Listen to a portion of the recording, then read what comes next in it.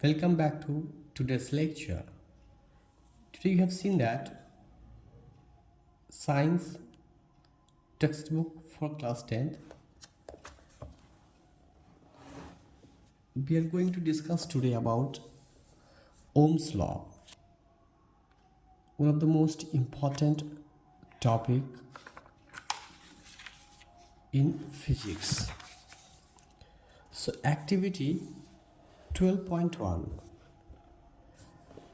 set up a circuit as shown in 12.2 consisting of a nichrome wire XY of length say 0.5 meter, an ammeter, a voltmeter and 4 cells of 1.5 volt each. Nichrome is an alloy of nickel, chromium, manganese and iron metals. Now this is the figure 12.2, electric circuit for studying Ohm's law. Now let us try to understand the connections. First, use only one cells as the source in the circuit. Then note the reading in the ammeter I. For the current and the reading for the voltmeter, V for the potential difference across the nichrome wire XY in the circuit. Tabulate them in the table given. Next steps. Next, connect to cells in the circuit and note the respective readings of the ammeter and voltmeter for the values of current through the nichrome wire and potential difference across the nichrome wire. Steps 3. Repeat the above steps using 3 cells and then 4 cells in the circuit separately. Next step, calculate the ratio of V by I for each pair of potential difference V and current I. So here in this figure you can see that electric circuit for studying Ohm's law. Let us try to understand the connections. This is the power source, this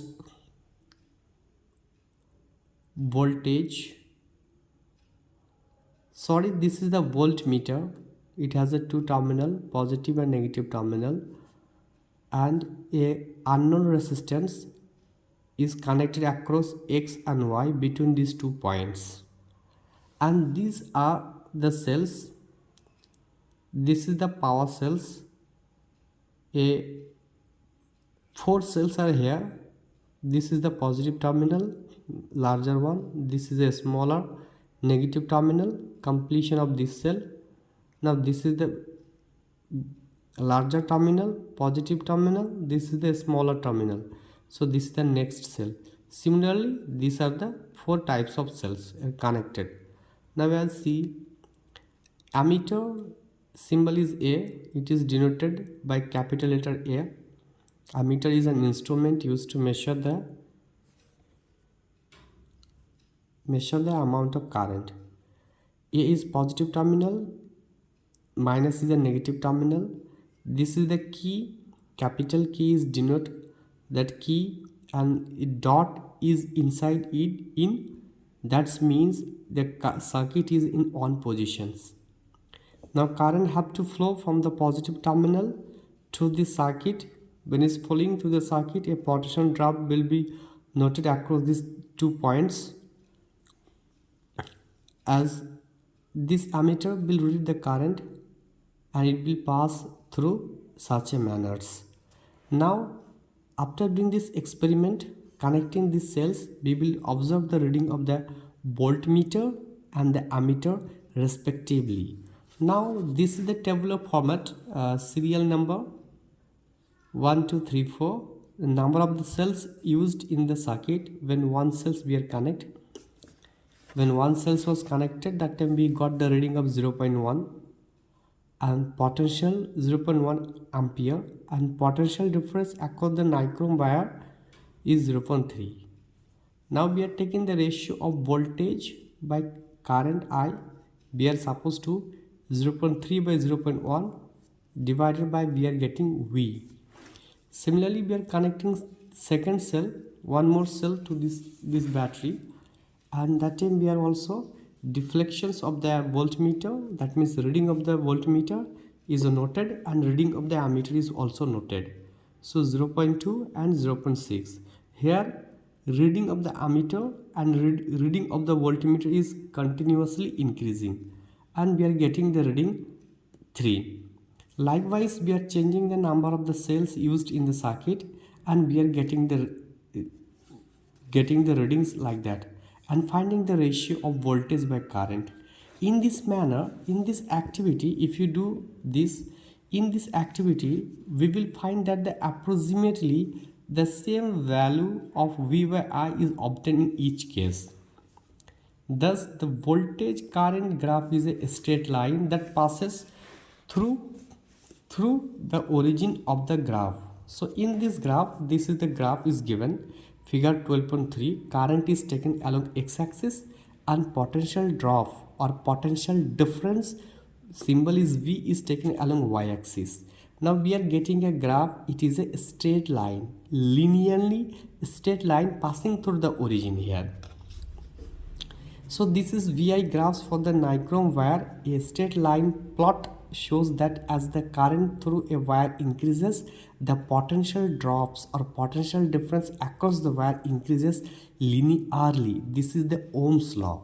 So let us know about the details about the Ohms. So according to this graph,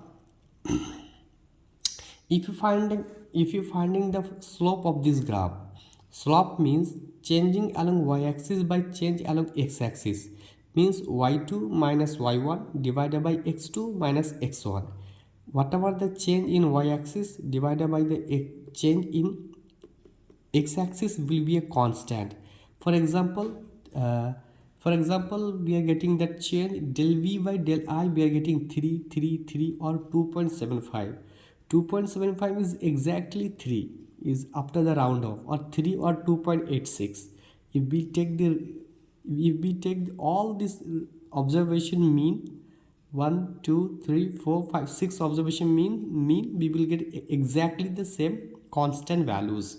So 1827, a German physicist George Simon Ohm, 1780 and 1854, found out the relationship between the current I and flowing in a metallic wire and the potential difference across its terminals.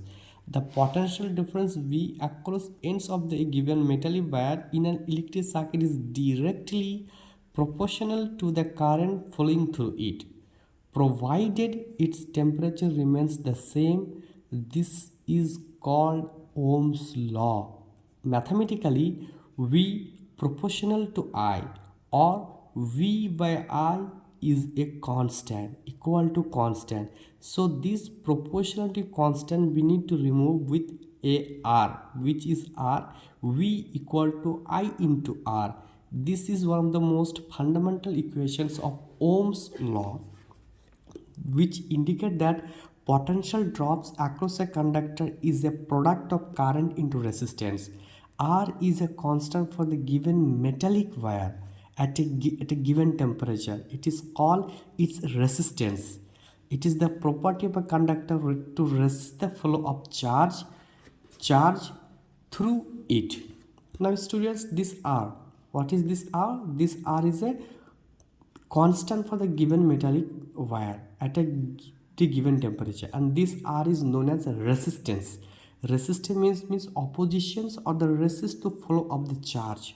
Its SI unit is ohm, is denoted by the Greek letter omega. Next lecture will discuss about more details about Ohm's law or factor affecting the resistance. Thank you.